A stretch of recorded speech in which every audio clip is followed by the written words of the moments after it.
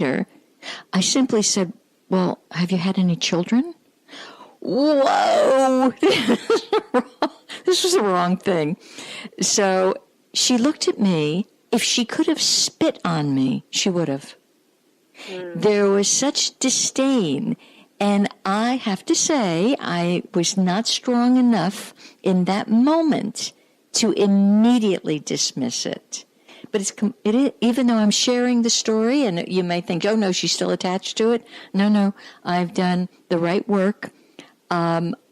Because, especially this morning, I really reviewed the fact that, but there is no me. The me is false, and that she is false. And underneath her belief system, underneath her conditioning, her divisive, separate conditioning, I really understand and embrace the idea that she is that, and I am that. So it's through working it through that we get there. So I took you all through the exercise so you could see. Sometimes I want to be in that space that is absolutely non-combative because it's so pure. It's like breathing in pure oxygen. And so that's why I would do the work to get right back there. And yet stuff is going to happen that we feel separate. But Sydney and everyone listening, when you believe you are separate and different, you're going to have to drop it, So, and I know change isn't easy. We've been programmed since you were in your mother's womb, because we pick up her programming. And she's, of course, picked up her mother's programming. So, and it's frightening not knowing what's going to happen and what's next for you, especially when things feel uncertain or they're falling away and they're crumbling. From what I can understand and what I can see, things are now crumbling and falling away for each of us as individuals and on the collective scale. And we chose to be part of this so that we could be part of this big falling out. Oh, God. Mm-hmm. So the message of this Lion's Gate is one of keep trusting.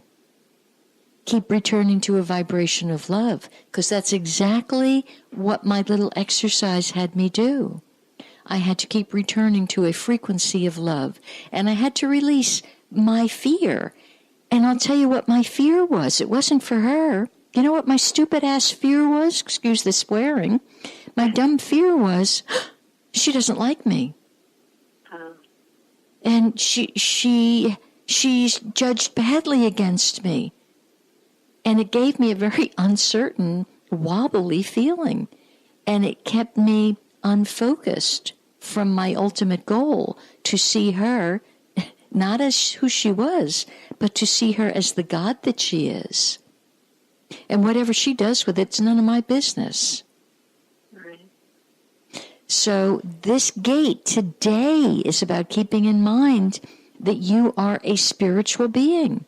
I'll tell you, one of the triggers that now gets my Irish goat running around in circles is when somebody tells me, geez, I'm only human. Ooh. As the nuns would have done, kind of come over and slap them on the back of the hand with a ruler. You're not a human being. You're having a human experience. Yeah. And these shifts and changes that are happening are here to serve each of us to align more fully with our true soul power, our true spiritual path. And that will bring us increased joy, creativity, love, the opportunity that we want, the possibilities open, the gateway swings open. Yeah. So it's a huge time. Does that help you, sweetie? Yeah, I'd rather just somebody say, here, this is what you do next, because I'm just so bombarded. Yeah, I understand. Like someone just stole something out of my car just now. As you were sitting in it? As you're sitting in it? No, not as I was sitting in it. I've actually had problems, so I actually put a piece of luggage and I put a lock on it. And there's been someone who's been, clearly has been trying to emotionally do damage because things have been stolen out of my car, CDs and books. And so then I put a piece of luggage and put a lock on it, and I go to do something today and the lock is gone. So that's worse than taking something. It's like, I was here. This is not going to do anything. I got it off, and Mm-hmm. Is this in your parking lot again, Sydney? Is it in your parking lot? Correct. Yeah. Mm-hmm. Yeah, so and the police they're not taking me seriously. Mm-hmm. And so it's all very frustrating, and I think you start off by saying doing what we know how to do, and I just need to ask the landlords to indeed leave, have them commit, and I'm notorious for jumping around, but this is not okay because inside the house and inside the car, things are not safe.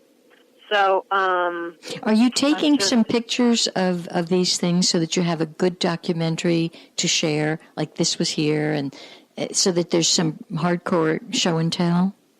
Well, one would think if you put a lock on it, you wouldn't need to show that you put a lock on it, that they didn't take the one off the back seat piece of luggage. But it's making me now, I have to take absolutely everything out of my car. Mm-hmm. Right? Mm-hmm.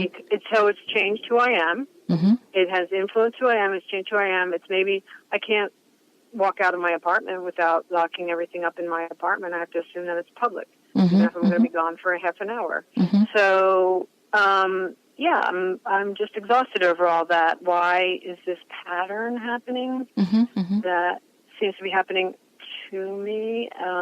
It just, and I'm, to fight an unknown. Mm-hmm. This is a faceless, nameless, someone who's just leaving history that I then have to I have to decide how to deal with that. And so, yeah. Oddly, I read a very interesting parable, I think it was either this morning or yesterday, about a fellow who would consistently lock everything before he left his apartment, before he left his job, and people began to question him, like, don't you trust anyone? And his response with great love was, I trust everyone. I simply don't want them to be exposed to suspicion. So lock the things up so that there's nobody who's suspicious, because that's a drain on your energy. You don't want to allow the other person to be suspicious. I live in a safe spot. I lock my car. I don't want to put that on anybody that, I left my car open for a minute. No, I'm not going to have them go down that pathway. So see if that sort of a reverse approach can't lift this a little bit. If push comes to shove, you'll have to ask your inner guidance, okay, is it time to move? You got a birthday coming up fairly soon, believe it or not. Yep. That may trigger, okay, time to go. Well, I started taking things out a couple of months ago because this is uncomfortable. It hasn't stopped. Okay. And it's just getting worse, and it's invasive, and all that other stuff. So, and today, it being the Lionsgate, like, I do hope the energy's shifting. Saturday and Sunday, I'm going to an event that is to hopefully have more protection and guidance around such weirdness. Cool. But I'm I guess too tumultuous to want to have to even make my own decision, about it or whatever. Yeah. Get back in nature. Get out to nature. I know you're very good with nature. Yeah. You know that trick. Yeah. So we can talk more, honey, but I'm going to cover a lot today. Yeah, so, of course. All right. So exciting. Thank you for calling in, and we'll talk soon. Fantastic. Thanks. Okay. Bye. Bye. So for any of you that would like to also contribute today, any which way or another, especially if you've had a shift over these last 3 or 4 days and you just want to give a little insight about it or shout out that, yay, something shifted, it's 321-806-3159. I feel like I'm in overdrive today, so I'll say it again slowly. 321-806-3159. And you're very free to reach out to me on my email, which is purpleportal777@gmail.com.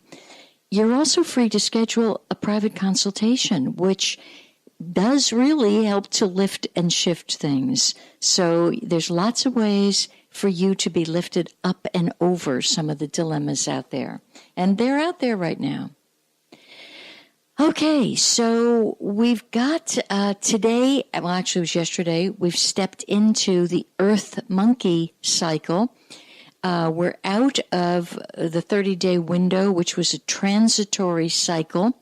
So we're out of that, and we're into now more of a kind of a more grounded cycle, bringing in constructive use of your thoughts.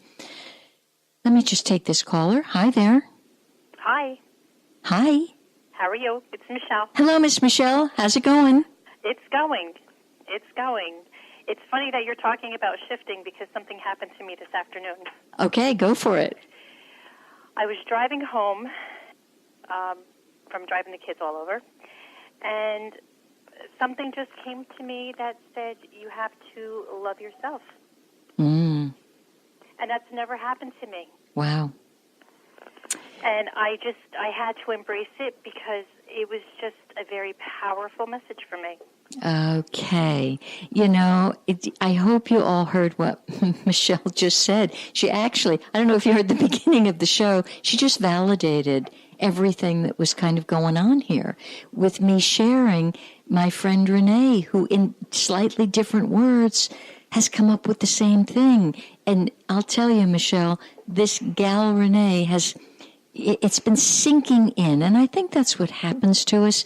Things sink in slowly in their own way, not to overwhelm us. And so it's been sinking in for 2 years to the point where everybody surrounding her now has the message because she has to love herself, and she's doing it. Yes. So you got the memo. And it's sinking in. It was just so powerful. And again, it's like never really happened. And I sat down with a cup of coffee and I really sat there thinking, this really happened to me, and I did get it. And then I started listening to you, and then I'm like, I have to call you and tell you. Thank you. Thank you so much. Because I believe in what you do, and you've helped me so much, and it was just amazing. It was amazing to hear that. Thank you. The fact that I heard it. Yep. Because a lot of times when we don't hear it, we just let it go. That's right. Or it's so subtle that you can't quite catch it. We miss the sign. Yep. Good job. All right. Yep. Okay. Thank you for calling in. Much love. Thank you. Same here. Bye. Bye. All right. So with today being actually day 1 of autumn, although it started yesterday, it's like today's the first full day. And when we've got the introduction of metal has to do with your lungs and processing sorrow and grief. So for the next few months, you may be processing a lot of those emotions, and go with it and embrace it, and don't be afraid of it. Yesterday, as the day was turning, somebody emailed me from New York area, and she finished up with, this is a mommy of 4 or 5 children, I don't remember how many now. She finished up with, I'm so hopeless, everything is hopeless. That would land right on her lungs. It was so powerful to me. Here's what it did for me. I honestly thought, I have to go book a trip to the Northeast immediately, because I cannot abide by hopelessness. I see where it leads, and it's not pretty. Hopelessness, it's a funny thing, again on this little 5 minutes of NPR, it just happened to announce today 30 million, that would be 30 million people in the United States of America have clinical depression. How did this happen?